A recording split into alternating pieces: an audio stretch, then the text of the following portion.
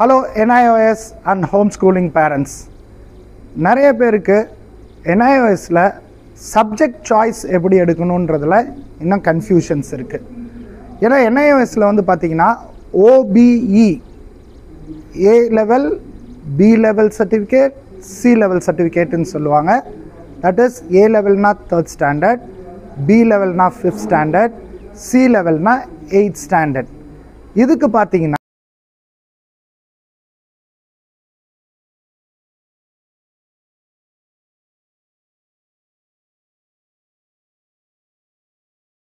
Plus ஒரு occasion கண்டிப்பாக எடுக்கணும்.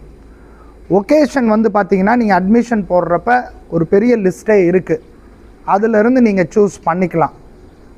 சில ஒகேஷன்ஸ் எதுன்னு பார்த்தீங்கன்னா painting, agriculture, bakery, cutting and tailoring, toy making, beekeeping, basic computing, yoga, art and craft, web designing, web development, front office, hardware networking, இது மாதிரி இருக்குது. ஸோ இப்போ நான் சொன்னது OBE 3rd, 5th, 8th subject சொல்லியிருந்தேன்.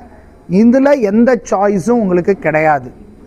இப்போ சிலவங்க என்ன கேட்பாங்கன்னா, சார் 8th நான் படிக்கிறேன், எனக்கு வந்து மேக்ஸ் வரல, நான் மாற்றி எடுத்துக்கலாமா அப்படின்னு கேட்டிங்கன்னா வாய்ப்பு இல்லை. எப்போ உங்கள் சப்ஜெக்ட் சாய்ஸ் வருதுன்னா நீங்கள் செகண்டரி, சீனியர் செகண்டரிக்கு வரும்பொழுது தான். அப்படின்னா 8th முடிச்சுட்டு நீங்கள் 10th வரும் பொழுது. இப்போ திடீர்னு ஒரு கேள்வி வருது பாருங்கள், 8th முடிச்சுட்டேன் சார், நீங்கள் என்ன திடீர்னு 10th சொல்கிறீங்க, 9th இல்லையா அப்படின்னு கேட்டிங்கன்னா 9th NIOSல அப்படின்றது கிடையாது. அப்போ நாங்கள் 8th முடித்தோம்னா 10th எழுதிடலாமா அப்படின்னா அதுவும் சாத்தியம் இல்லை.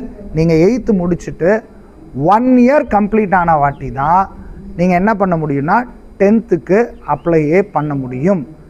இன்னொன்று நிறைய பேர் என்ன கன்ஃபியூஷன்னா, சார் ஏஜ் லிமிட் எதுனாச்சும் இருக்கா அப்படின்னு கேட்டிங்கன்னா கண்டிப்பாக 3rd ஸ்டாண்டர்ட் அப்படின்னா 8 years கம்ப்ளீட் ஆகிருக்கணும், 5th ஸ்டாண்டர்ட்னா 10 years கம்ப்ளீட் ஆகிருக்கணும், 8th ஸ்டாண்டர்ட்னா 12 years கம்ப்ளீட் ஆகிருக்கணும், 10thனா 14 above கம்ப்ளீட் ஆகிருக்கணும், 12thனா 16 above years கம்ப்ளீட் ஆகிருக்கணும். இது பேசிக்ஸ். இதில் நீங்கள் கன்ஃபியூஷன்ஸ் ஆகக்கூடாது. இன்னொன்று, நீங்கள் அப்படி ஆன்லைனில் போய் ரெஜிஸ்டர் பண்ணால் கூட உங்களுக்கு அது ரெஜிஸ்ட்ரேஷன் அலோவ் பண்ணவே பண்ணாது. இப்போ நிறைய பேர் என்ன கேட்குறாங்கன்னா, சார் இது ஆன்லைன் ரெஜிஸ்ட்ரேஷனா இல்லை நாங்களே எதனாச்சும் ஃபார்ம் ஃபில் பண்ணுமான்னு கேட்குறாங்க. Please understand, NIOS is completely online registration. நாங்கள் வீட்டிலேருந்தே பண்ணிக்கலாமா சார்? தாராளமாக நீங்கள் பண்ணிக்கலாம். ஆனால் சென்டர் செலக்ட் பண்ண சொல்லும். அந்த சென்டர் செலக்ட் பண்ணும் பொழுது நீங்கள் பாட்டுக்கு கண்மூடித்தனமாக ஏதோ ஒரு சென்டர் பக்கத்தில் காமிக்குதுன்னு போட்டுறாதீங்க. அந்த சென்டரை போய் விசிட் பண்ணுங்க. ஏன்னா நிறைய சென்டர்ஸ் கோவிட்க்கு அப்புறம் என்ன இருக்குன்னா க்ளோஸ் பண்ணிவிட்டு வேறு நியூ சென்டர்ஸ் எல்லாம் ஓப்பன் ஆகிருக்கு.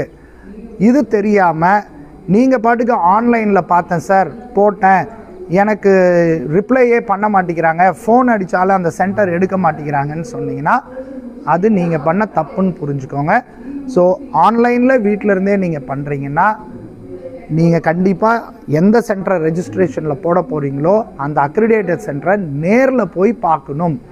நேரில் போய் பார்த்து அந்த இன்சார்ஜுக்கிட்ட பேசுங்க. நாங்கள் இது மாதிரி உங்கள் சென்டரை செலக்ட் பண்ணியிருக்கோம், உங்கள் ஃபோன் நம்பர் கொடுங்க, நீங்கள் எங்களுக்கு என்னென்ன விஷயத்துக்கெல்லாம் எங்களுக்கு இன்ஃபார்ம் பண்ணுவீங்க அப்படின்ற டீட்டெயில்ஸை தெளிவாக கேட்டு தெரிஞ்சுக்கோங்க.